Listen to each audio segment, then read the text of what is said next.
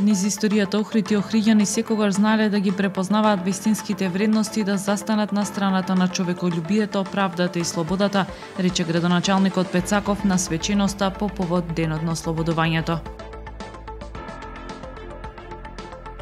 Се анализира зошто изведувачот него заврши автопат од Кичево Охрид и дали проектите биле квалитетно направени, изјави Ковачевски. Мицкоски состав дека дополнително се одложува реализацијата. Ни не достигаат борба и дела за да успееме како нација.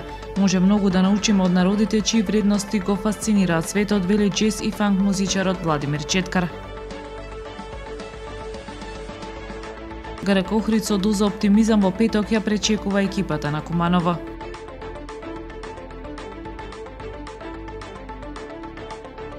Времето утре облачно со дожд и температура до 14 степени.